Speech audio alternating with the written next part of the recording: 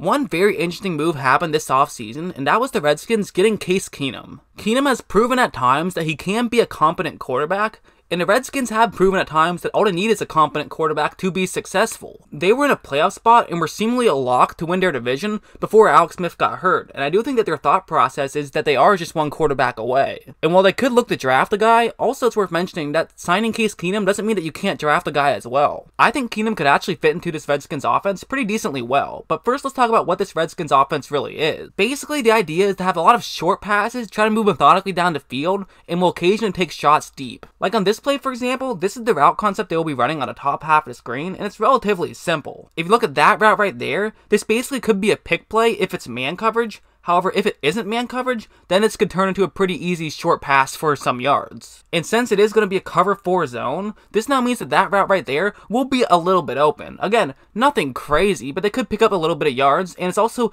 guaranteed to be a play that could pick up some yards, because even if it was man coverage, then it can serve as a pick play. Smith is able to quickly hit a receiver, they pick up 5 or 6 yards, and then that's the end of the play. They don't need a ton of yards on this play, they're just trying to move the ball forward. There was realistically zero chance that this play was going to go for a touchdown, and a very small chance this play was going to go for 15 yards. But there was also very small of a chance that it was going to be a bad play, so that's why the Redskins like to run those types of plays. They're all about moving the ball forward. Not only can that help them move methodically down the field, but it can also help set things up.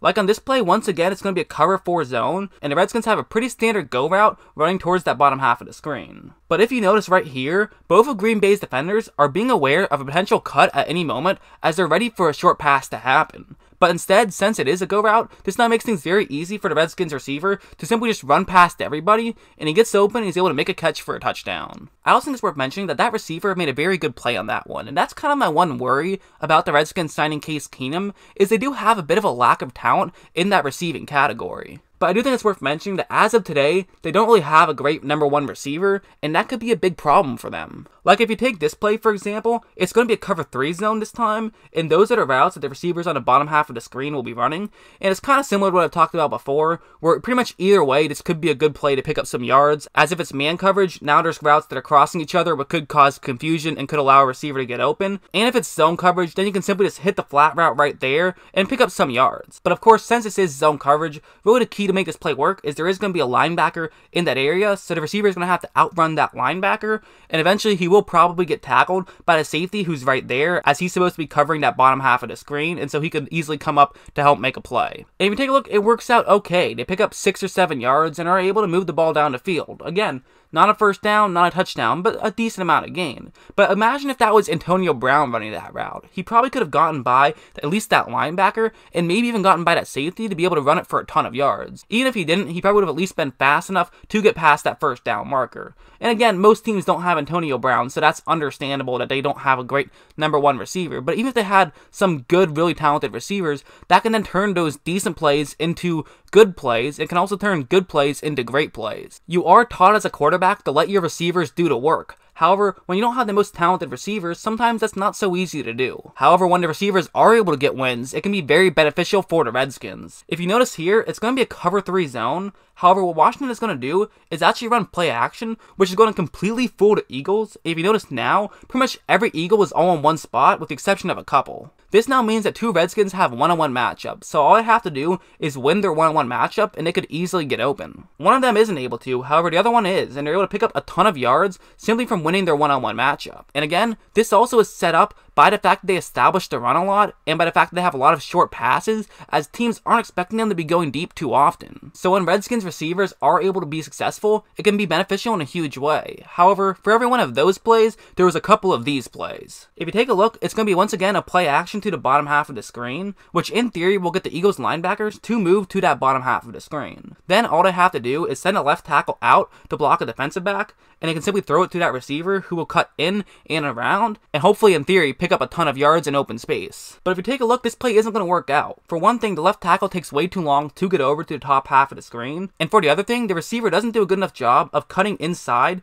and making sure that the left tackle is in between the receiver and the defensive back. Because of this, despite the fake actually working perfectly, he's not able to pick up any yards because the defensive back is able to make a tackle. So basically, long story short, it's a system that relies on wide receivers to be able to make plays. So because of that, I actually think Case Keenum might not be the worst option. I mean, you're not paying a quarterback big money in this way, and also he can make some solid plays. One of the biggest problems I have with Case Keenum is he does have a bit of an accuracy problem at times. Like on a play like this, for example, it's going to be a cover one hole, and that's the route that one of his receivers will be running, and that's important because there is going to be a spot right there that he'll want to throw to, as it is just past the cut, and it's right before he's going to get into that zone coverage, so really Case Keenum is going to want to hit him right there. But the problem is going to be he just misses the throw a little bit too high, and it ends up falling incomplete. Again, you could argue that the receiver could have jumped up and made this catch. However, if he does do that, he's going to end up getting laid out and probably won't make the catch anyways. Really, this has to be a great throw because of the tight window, and Keenum wasn't able to hit it through the tight window, which is why it fell incomplete. Really, for whatever reason, slant routes seem to be where he struggles the most. Those were kind of his kryptonite when he was with Denver. He did really struggle with the timing with several of those receivers last season. This play is another perfect example of that. It's a cover one linebacker blitz, and once again, they have a receiver running a slant route right there, and this time because it is a cover one linebacker blitz instead of a cover one hole, this means that there's going to be no linebacker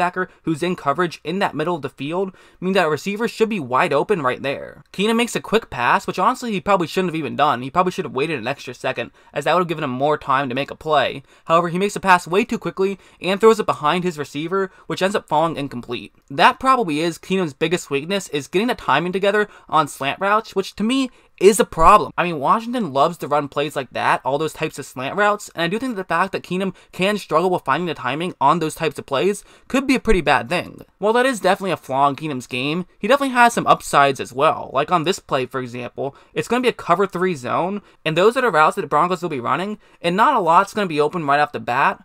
However, if you take a notice, eventually there will be a route that does get open right there. But this is actually going to take about an hour to develop, so really this isn't an ideal situation for Keenum. Although one thing worth noting is a jet on the outside is actually going to try to break to the inside, which is actually going to give up containment, and Keenum's going to realize this, and then he can simply just break to the bottom half of the screen and cut around, and he can have plenty of time to make a throw. That's what happens, he does have time, however, he has to now make a throw on the run. But he ends up making a perfect throw, it's a great catch, and able to pick up a touchdown. That's actually where I think Keenum shines the most. He has this unbelievable ability to make great throws on the run. This one's another good example. Those are the routes that his receivers will be running, and it's going to be a cover 2 zone, meaning that route right there could get open the longer the play develops. But again, it's going to take a little bit of time for the play to develop. And now, if you take a notice, much like that last play, the edge rusher on the outside is going to break to the inside, meaning that Keenum can once again break down to the bottom half of the screen. And also worth noting, one of the safeties is playing much closer to the middle of the field than typically he would want to if there is a route going to the bottom half of the screen. So that means that that route right there could end up being very open. Keenum, while on the run, makes an absolutely great throw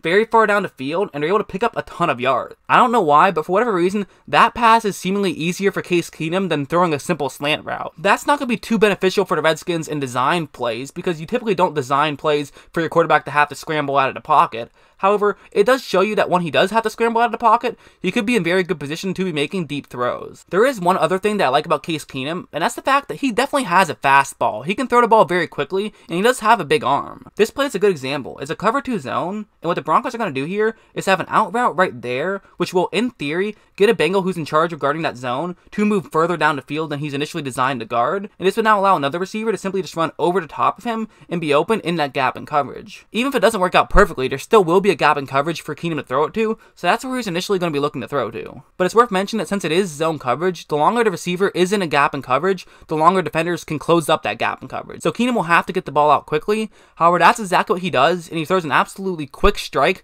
to that receiver who's then able to pick up some more yards. This time it actually was an accurate throw on a slant route, but what was more impressive to me was how quickly he threw it.